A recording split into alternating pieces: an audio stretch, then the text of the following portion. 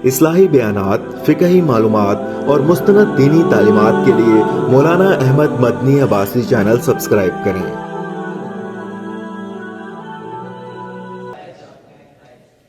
नताइज पे जोर देना है। अगली बात लिख लीजिए, जुमे के बयान में इख्तलाफी फुरोई मसाइल से इज्तनाब करना है। जुमे के बयान में फुरोई इख्तलाफी जो मसाइल हैं उनसे क्या करना है? इज्तनाब, मुकम्मल इज्तनाब। आप नहीं जानते कि आपके सामने जो पब्लिक है उसमें कोई बरेलवी है, अहले हदीस है या किसी और मसलक व मशरब का है, आपने इख्तलाफी फुरोई मसाइल जुमे के मिंबर पे बयान नहीं करने। अगर इनफरादी मुलाकात में कोई आपसे आके पूछ लेता है, ये मेरी राय है, हो सकता है किसी और की राय इससे मुख्तलिफ हो, और ये मेरी राय इसलिए है कि मेरा 14 साल हो गया अब एक ही मस्जिद में। मुझे कितने साल हो गए जी?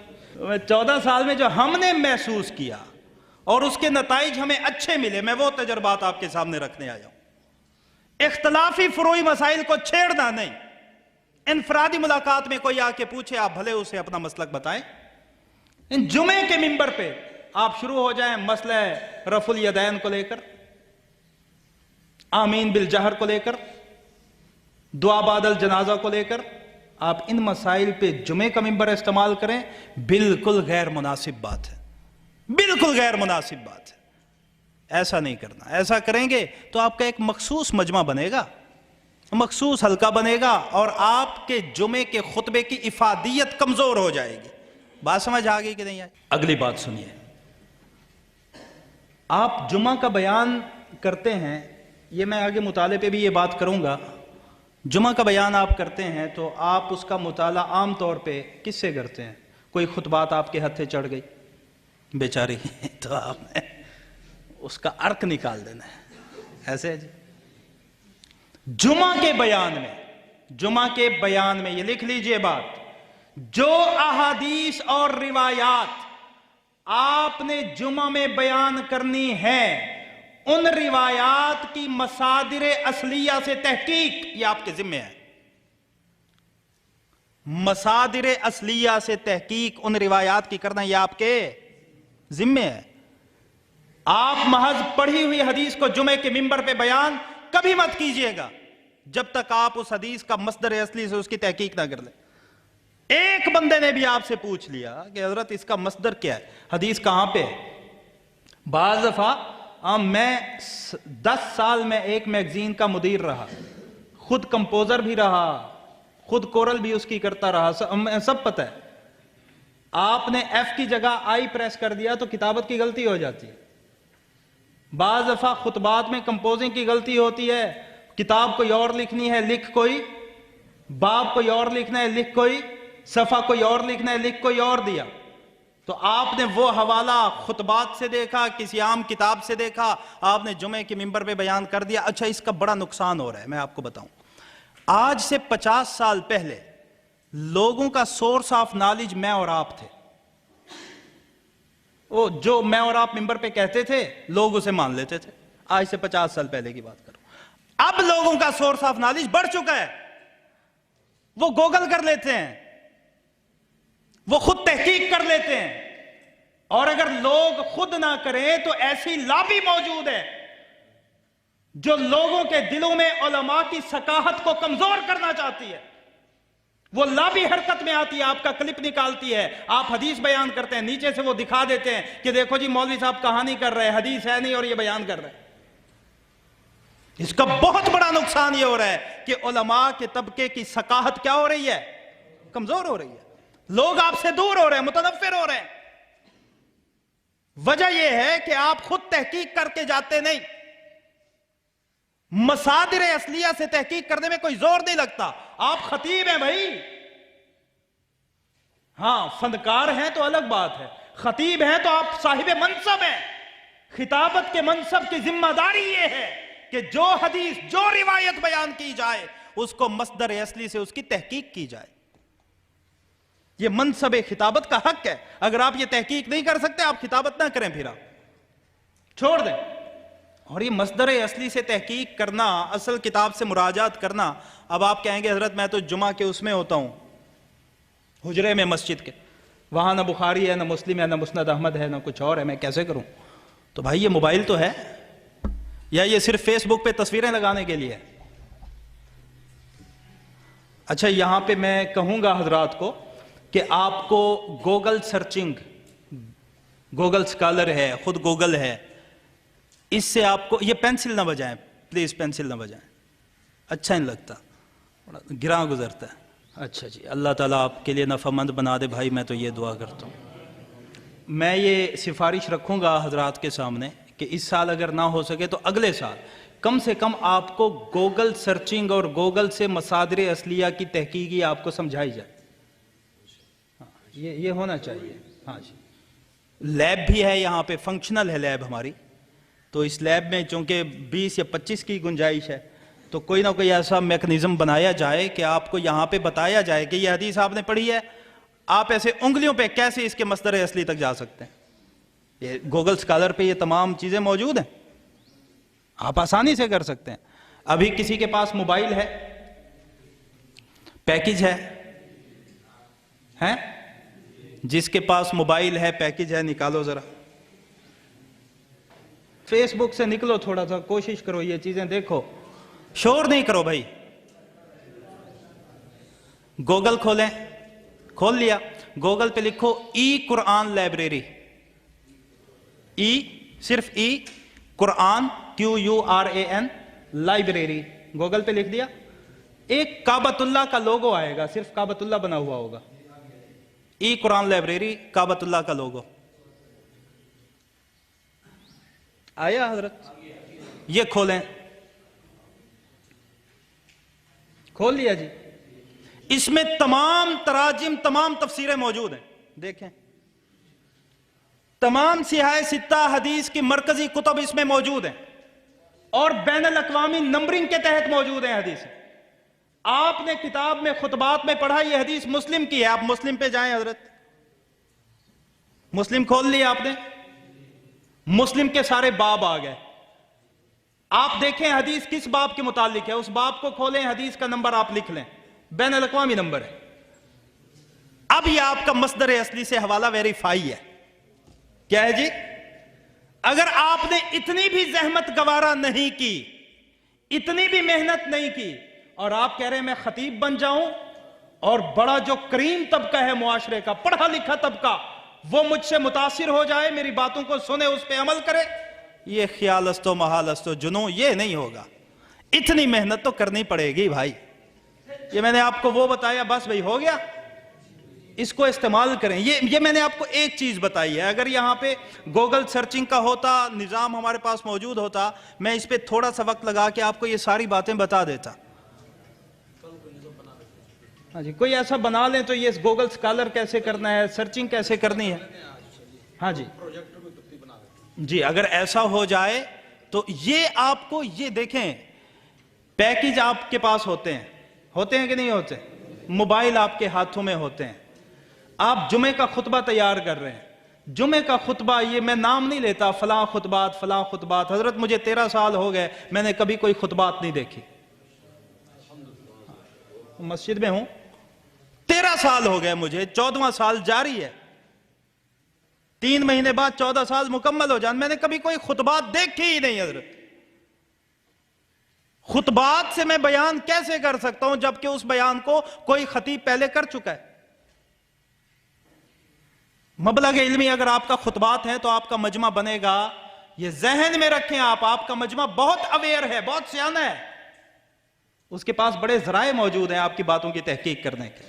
ہاں پھر چند ایک آ جائیں گے سادے سودے بندے، دیہاتی بندے، وہ آپ کی بات سن لیں گے اور آپ ان کو ان کے شیخ العرب والعجم بن سکتے ہیں، لیکن اگر آپ ایک سنجیدہ طبقے میں خطابت کرنا چاہتے ہیں اور اپنی خطابت کو باقاعدہ تسلیم کروانا چاہتے ہیں کہ بھئی مول صاحب جمعہ پڑھاتا ہے تو مزہ آتا ہے، بات کرتا ہے تو لطف آتا ہے، ایسی بات کرتا ہے کہ لا عین رأت ولا اذن سمعت، تو آپ کو یہ چیزیں بھائی کرنی پڑیں گی۔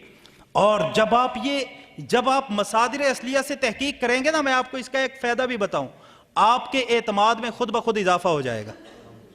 ایک ہے کہ آپ نے صرف خطبات سے حدیث دیکھی ہوئی ہے، ایک ہے کہ آپ نے مصدر اصلیہ سے اس کو ویریفائی کیا ہوا ہے آپ جب مصدر اصلی سے وہ حدیث دیکھ کر جائیں گے آپ کا اعتماد ہی اور ہوگا بات کرنے کا. آپ ببانگے دہل اس بات کو کریں گے کہ جی آپ کو پتہ ہے یہ حدیث کہاں پہ کھڑی ہے, یہ روایت کہاں پہ کھڑی ہے. بعض اللہ معاف کرے ممبر پہ غلط بیان بھی کر جاتے ہیں حضرت. میں واقعہ سنا دیتا ہوں, بھائی مولانا صدیق حیدر صاحب موجود نہیں ہیں, وہ ہوتے تو اس کے گواہ ہیں. ہم جماعت میں چل رہے تھے, تبلیغی جماعت میں, صحیح, ہماری ایک علاقے میں تشکیل ہو گئی. اب تشکیل میں وہاں پہ ایک مولوی صاحب آئے بیان کرنے. حضرت ان مغرب کے بعد بیان کیا, تھے مولانا صاحب مقامی تھے. اس نے مغرب کے بعد کے بیان میں 40-45 حدیثیں سنا دیں.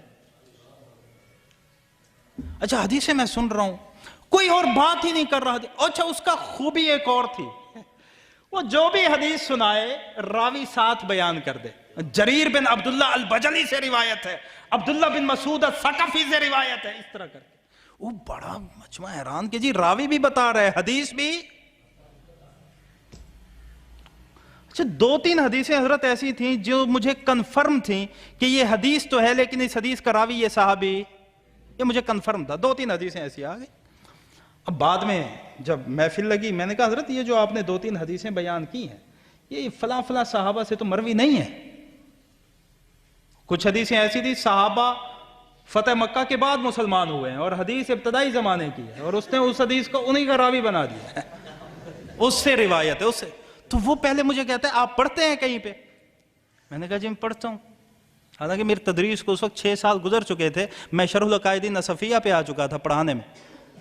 تو مجھے کہتا ہے کہ میں نے کہا جی میں پڑھتا ہوں لیکن یہ مجھے کنفرم ہے کہ یہ جو آپ نے حدیثیں بیان کی ہیں یہ چند ایک حدیثیں ان صحابہ سے مروی. مجھے پتا ہے آگے سے کیا کہتا ہے حضرت بات یہ ہے کہ حدیث درست ہو, راوی بدلنے سے کچھ نہیں ہوتا. اللہ اکبر. آپ کو سچی بات بتا, آپ ممبر پہ یہ کام کریں گے اگر آپ کی مصادر اصلیہ کی طرف آپ کا دھیان نہیں ہے, رجوع نہیں ہے, آپ پبلک کو ایسے چونا لگائیں گے حضرت. اس سے روایت ہے, اس سے روایت ہے, خام خواہ کہہ دیا ترمذی میں ہے, ابو داؤد میں ہے. اور بھائی اللہ کو حساب نہیں دینا,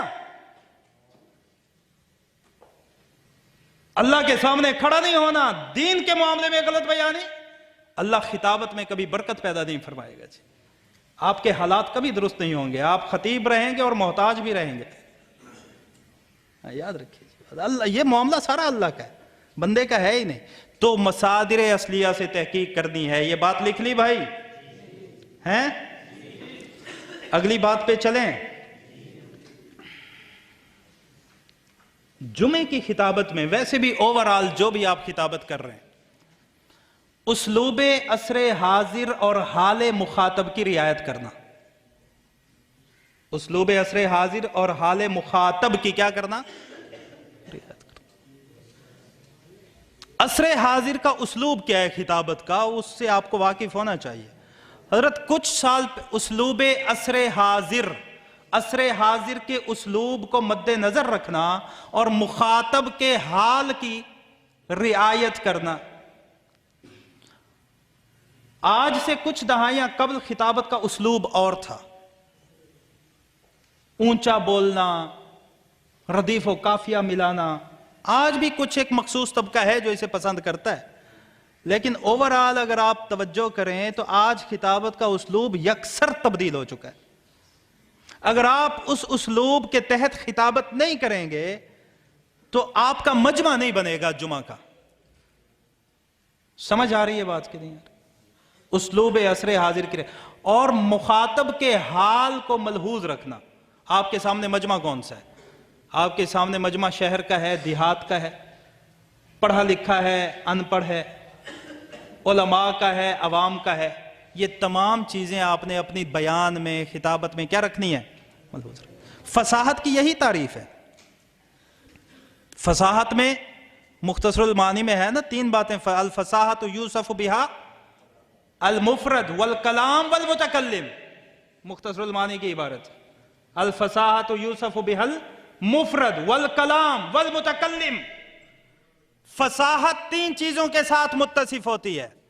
کلمہ بھی فصیح ہو, کلمہ من جو آپ لفظ بول رہے ہیں وہ فصیح ہو. وہ کیا ہو؟ فصیح ہو. ان لفظوں کو جوڑ کے جو آپ کلام بناتے ہیں وہ کلام بھی کیا ہو؟ جب کلمہ بھی فصیح ہے، کلمہ کو جوڑ کے بنی ہوئی کلام بھی کیا ہے؟ تو جب آپ اس کا نطق اور تلفظ کر رہے ہیں تو آپ بطور متکلم خود بھی کیا ہوں؟ فصیح، تب فصاحت مکمل ہے۔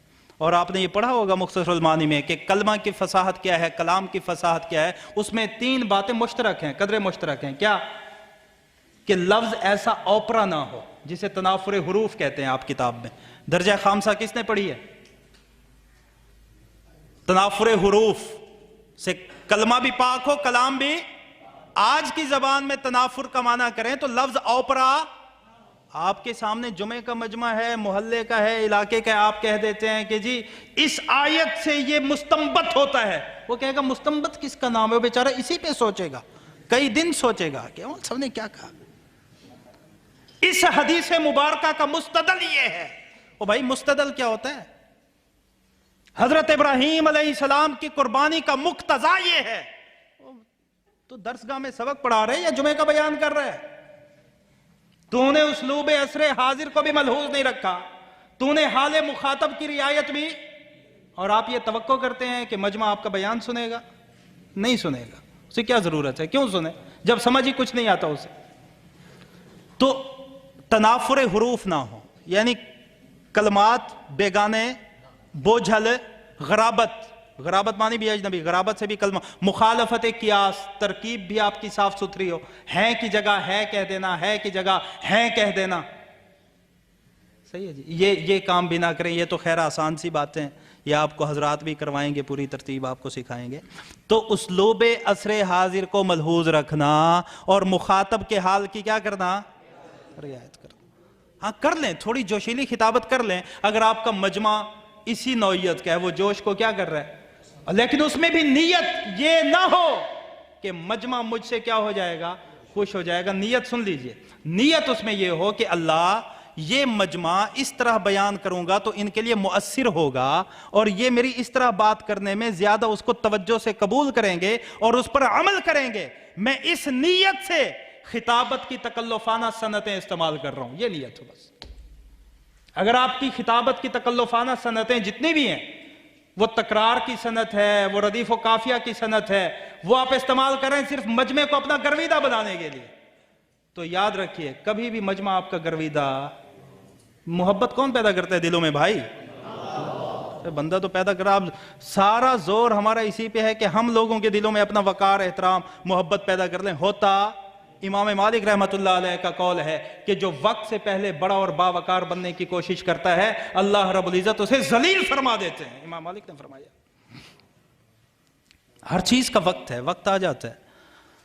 تو اسلوب عصر حاضر کو ملحوظ رکھیں، جوش والا بیان کرنا ہے جوش والا کر دیں۔ مجمع ایسا ہے، نوعیت ایسی ہے کہ آپ نے جوش نوا، ضروری نہیں کہ آپ پھر جوشیلا بیان شروع کر دیں۔ یہ چیز آپ نے ملحوظ رکھنی ہے جمعہ کے خطبہ میں۔ کتنی باتیں ہو گئیں جی؟ جتنی ہو گئیں گن لیجئے گا۔ جب آپ بیان پورا کرتے ہیں جمعہ کے خطبے کا، یہ میں باتیں وہ بتا رہا ہوں جو جمعہ کے خطبہ میں آپ کے لیے ہونا ضروری ہیں، اور آپ ان باتوں پر مشتمل جمعہ کا بیان تیار کریں اور ان باتوں کو جمعہ کی تقریر میں ملحوظ رکھیں۔ ہو نہیں سکتا کہ آپ ناکام ہوں انشاءاللہ۔ لیکن پہلے والے جو اجزاء ترکیبیہ حقیقیہ بتائے تھے وہ ضرور کرنے ہیں۔ اپنی اصلاح، رجوع اللہ اور نیت کا اخلاص، ان 3 کے بغیر جو مرضی کر لو کچھ بھی نہیں ہوگا۔ اور اگر وہ 3 ہیں اور ساتھ یہ چیزیں مل گئی ہیں، سونے پہ سہاگا ہے۔ تو یہ 3 باتیں جو شروع میں بتائیں وہ بھی یاد رکھنی ہیں، یہ باتیں جتنی یہ لکھ لیں یہ بھی آپ نے جمعے کے خطبے کے لیے ضروری ہیں۔ اگلی بات سنیے،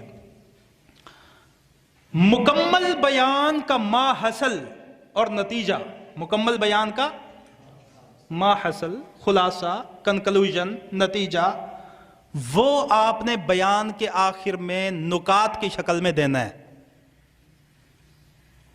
مکمل بیان کا ما حصل، بیان کے آخر میں بشکل نکات آپ نے مجمع کو، اس کے 2 فائدے ہوں گے۔ پہلا فائدہ، مجمع کے کچھ افراد ایسے ہوتے ہیں جو بعد میں آتے ہیں، انہیں پوری بات سمجھ پچھلی صفوں میں ہوتے ہیں، بعض باہر ہوتے ہیں، تو آپ نے کیا کرنا ہے، جب نتیجہ دیں گے وہ آپ کی پوری بات سنیں گے، اچھا مولانا صاحب نے اتنے کام کا بیان کیا ہے، وہ اگلی دفعہ کوشش کریں گے کہ آپ کے بیان میں وقت پہ آئے۔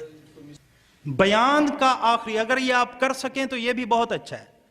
آپ نے نتیجہ دے دیا، کنکلوژن دے دیا، اب آخر میں یہ ہے کہ اگلے جمعے کے بیان کا کوئی اشارہ دے دیں، یا تو سلسلہ چلائیں بیانات کا تاکہ مجمع انگیج رہے آپ سے، مجمع انگیج رہنا چاہیے، مجمع کو پتا ہو کہ آج مولانا صاحب نے یہ بات بیان کی، اگلے جمعے یہ بات بیان کریں گے، وہ باقاعدہ انگیج ہو جائے گا، وہ کہے گا یہ بات میں پوری سن لوں۔ سیرت کا بیان ہے، قسط وار کریں، اگلے جمعے بتا دیں اس جمعے یہ بیان کیا ہے، اگلے جمعے اس پہ بیان کروں گا۔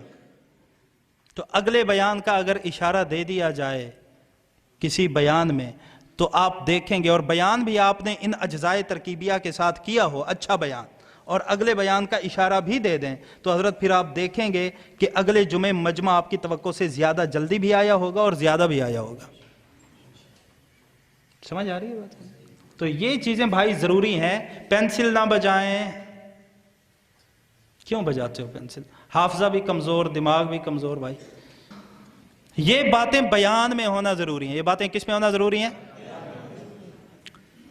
کچھ باتیں ہیں جو آپ میں ہونا ضروری ہیں، عین بیان کے وقت میں۔ جب آپ جمعے کے ممبر پہ جا رہے ہیں تو عین بیان کے وقت میں کچھ باتیں آپ میں ہونا بھی کیا ہے جی؟ ضروری ہیں۔ نمبر 1، وقت کی پابندی۔ جمعہ کے بیان میں کیا کرنا ہے جی؟ وقت کی پابندی کرنی۔ آپ کا بیان 1 بجے شروع ہونا ہے اور 1:35 پہ فرض کریں کیا ہونا ہے،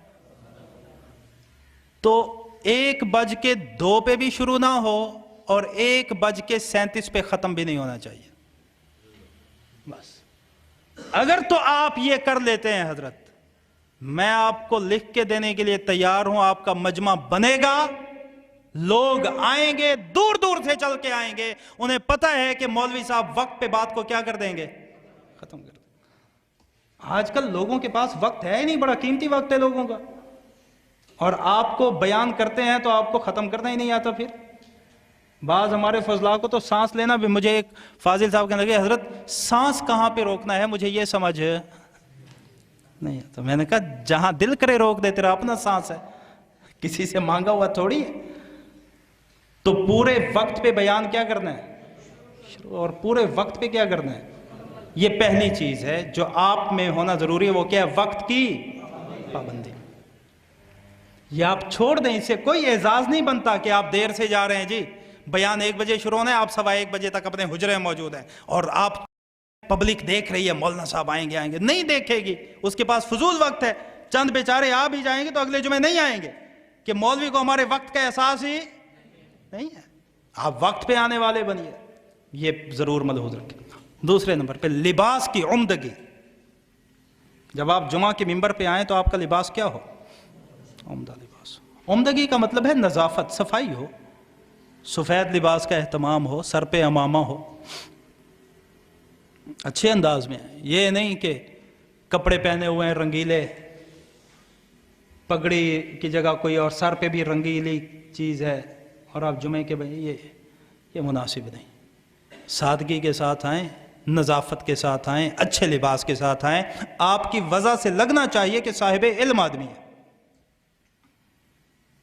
دکھلاوے کی نیت سے نہیں، اللہ کی رضا کی نیت ہے کہ اللہ میں صاحب علم ہوں تو نہیں، صاحب علم والا حلیہ بنا لیتا ہوں، اسی وجہ سے آپ مجھے صاحب علم بنا دیں، یہ نیت لے کر اچھے صاحب علم والا لباس پہن کے جائیں۔ آپ کے لباس کا تاثر پڑتا ہے آپ کے مجمع پہ۔ تیسری چیز، جمعہ کے ممبر پہ عام طور پہ ممبر پہ بیان ہوتا ہے نا، کھڑے ہو کے تو جمعے کا بیان ہوتا، تو جمعہ کے ممبر پہ حرکات و سکنات میں توازن اور وقار، حرکات و سکنات میں توازن اور یہ کیا ہے؟ بات ہے کوئی نہیں، حرکتیں زیادہ ہیں۔ بات کر، کام کی بات کر، وہ تجھے آتی نہیں، یوں مکے یوں یوں یوں، یہ کیا ہے؟ پبلک انگیج نہیں ہوتی ان چیزوں سے، سنجیدہ طبقہ انگیج نہیں ہوتا۔ چند ایک لڑکے آ جائیں گے طلباء وہ خوش ہو جائیں گے کہ ہمیں فلاں کی یاد آ گئی، فلاں کی یاد آ گئی، لیکن جو پبلک انگیج ہونی چاہیے، جو مجمع آپ کو چاہیے، وہ مجمع آپ کا نہیں بنے گا۔ حرکات و سکنات میں کیا رکھنا ہے جی؟ باوقار حرکات و سکنات، متوازن حرکات کرنی ہے، یہ کام کرنا ہے۔ اگلی چیز جس کا آپ نے